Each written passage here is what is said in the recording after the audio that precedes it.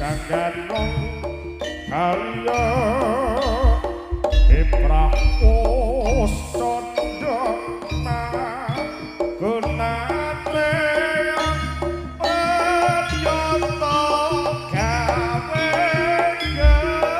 gembira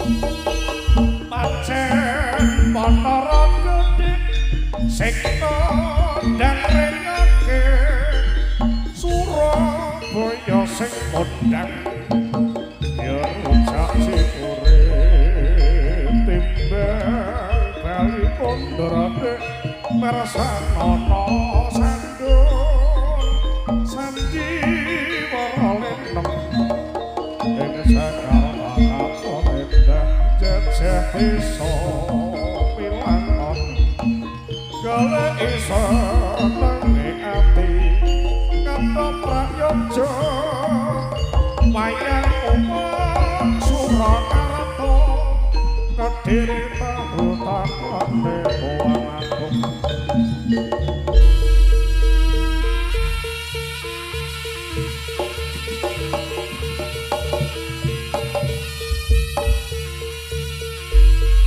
Sukudol saking Grunggul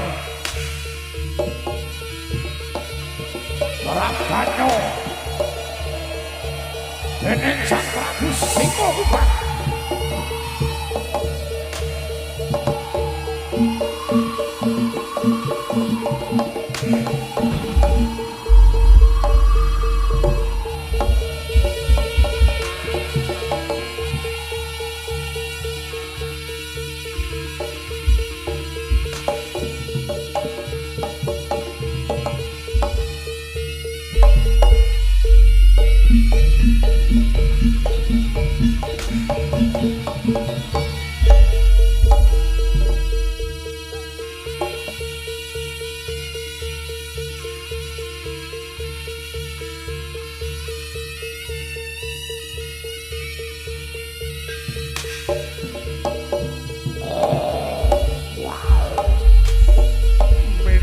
dening Sang Macan Gentong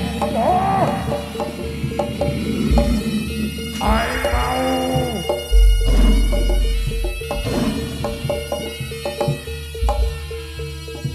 Tah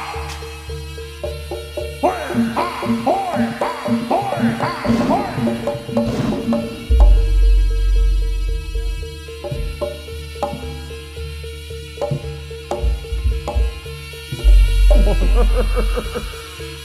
Saya kabeh wara dalam unjuke metu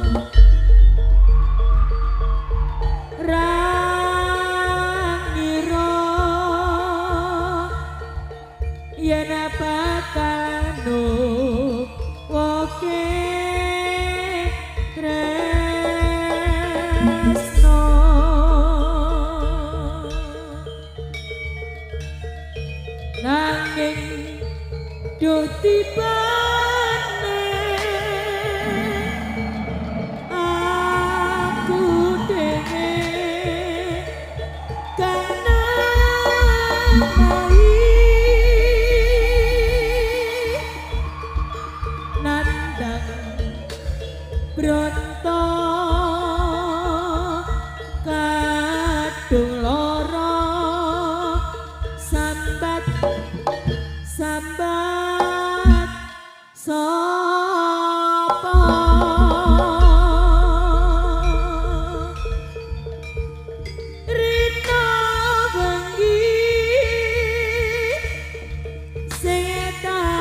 puji aja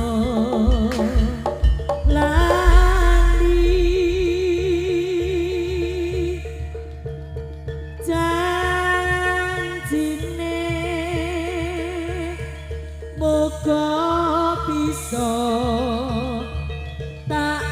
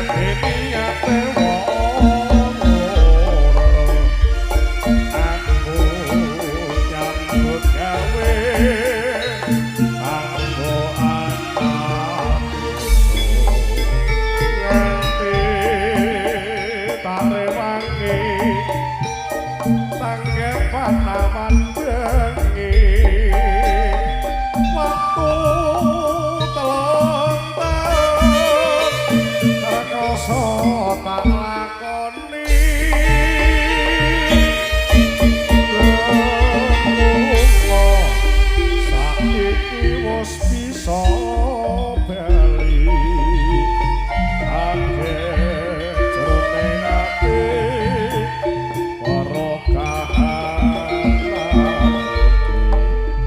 duwe sing tak kirim ing saben sasine jebulane mostra kanggo sanakmu dhewe mulai lunga atiku keronta-ronta sing nang omah ora kan ngopi paracaya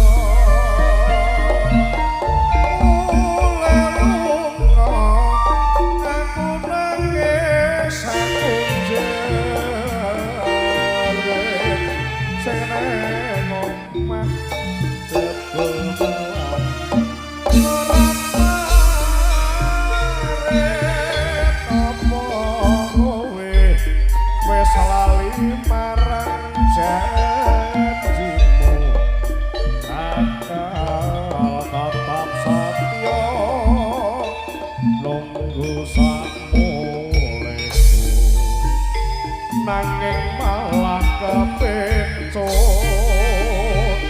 wong lanang liyane aku lan anakmu sing dadi korbane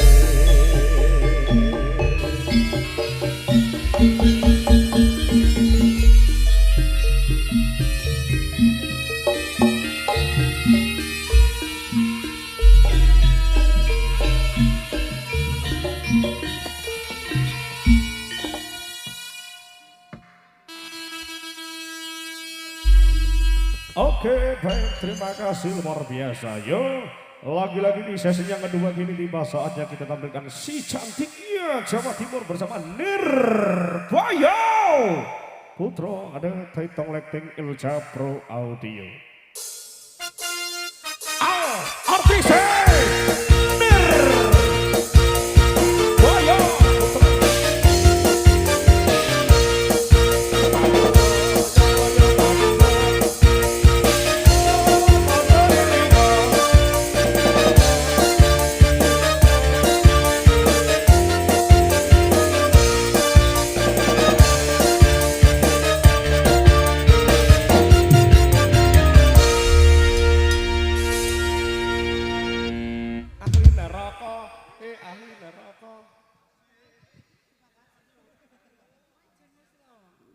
Kawan ini minggir lawan, agak gelismen ya aja sih, nggak pesakan nih, ngono loh. Ya ampun. Oke, jatah kita 3 lagu ya di sini ya, bareng Nirbayo Putro. Ini belum ada request dari teman-teman semuanya ya. Belum iya, ya. Kayaknya belum ada request ya Kak ya. Ada request apa ini barangkali dari teman-teman semuanya? Ada apa lagunya apa ini requestnya? Monggo. Ora enak tadi. Aku semubeng loh ket mang jene. Enggak ada ya? Ada atau tidak ini sebelum dimulai ini dangdutnya? Belum ada mungkin. Enggak ada. Dari kakak-kakakku ini di depan ini ada atau tidak ini? Ada? Enggak ada. Ini bolong api enggak ada request lagu. Biasanya harus ngelis. Kok enggak aneh biasanya harus ngelis loh ya. Adik-adik ini mau request lagunya apa? Ngamen walu-walu. Sapa kuwi sing request? Oh Sapa iya. kuwi? Ngamen walu-walu. Apa kuwi ae? Kuwi ae. Oh iya, ditampung dulu ya Mas ya. Requestnya kita nyanyi di request yang di belakang. Ngamen walu-walu ki sing gitu kan. Kelihatan. Sing mak-mak kuwi to. Sing Oh mak-mak. iya, mak-mak. Yo. Apa sih?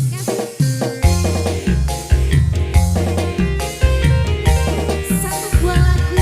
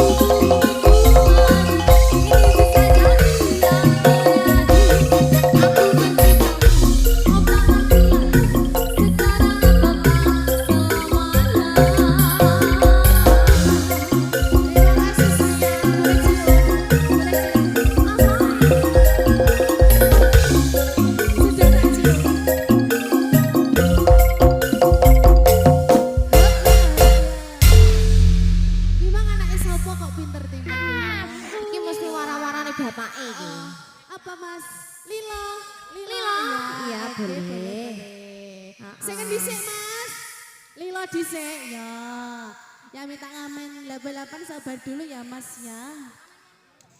Ini kita juga menerima saweran loh ya. Iya, dari Seser nyawer yo adiknya tadi. muga. Halal ya, Mas. Halal loh. Boleh naik, tapi ya jangan semua, sebagian Oke, saja. iya Mas. Kamu Iya. nyanyi? Mau nyanyi sama aku sini? Siapa? Oh, Siapa sama Bunda? berjoget. Oh iya, Oh, iya. penarik latar Mas. Oke. Dikasih lila ya Mas ya. Kenapa sih lagu harus lilo? Karena harus mengikhlaskannya kan. Mengikhlaskan sakit.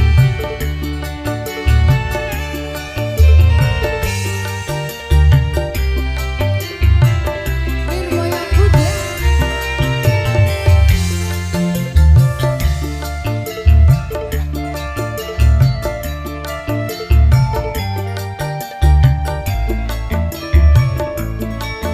Matur suwun Mas Kasih.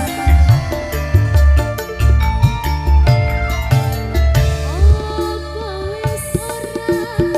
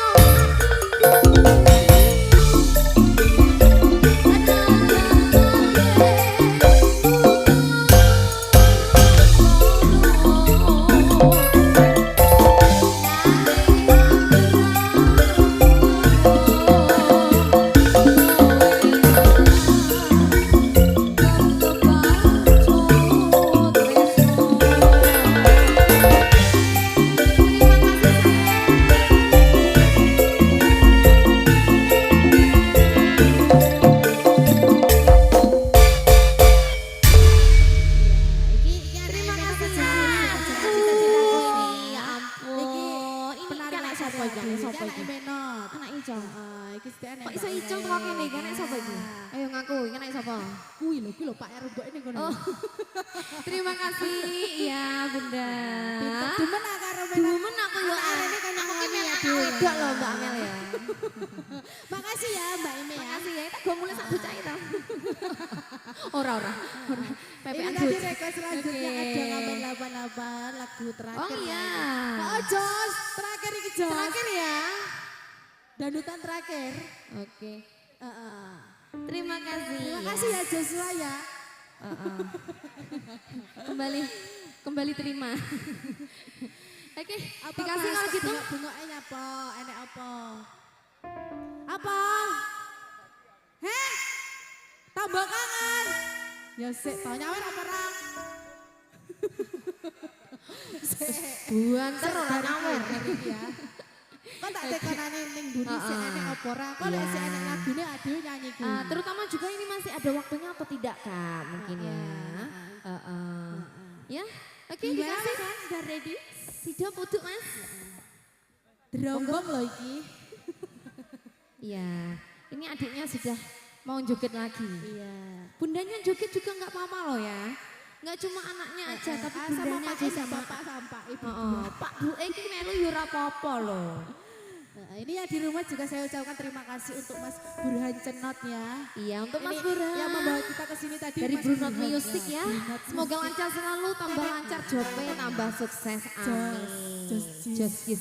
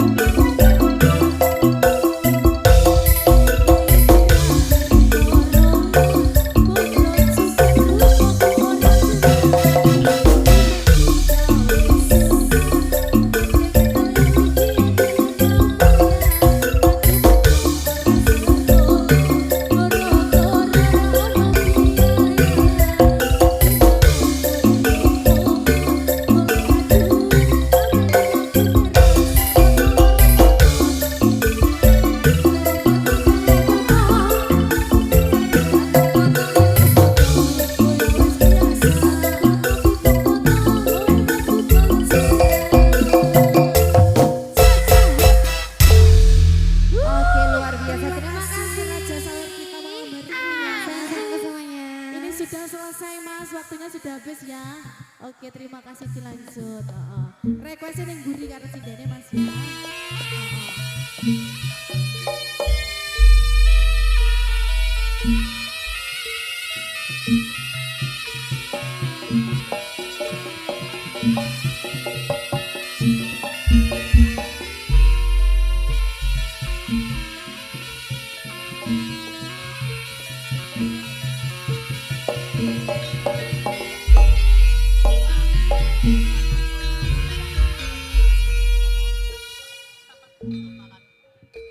Kembase nate tak tandur ning jero hatiku, saiki wis ramupus gareng layu, semono uga rasa katresnanku marang awakmu, wis proyelan kebangan lakune wektu.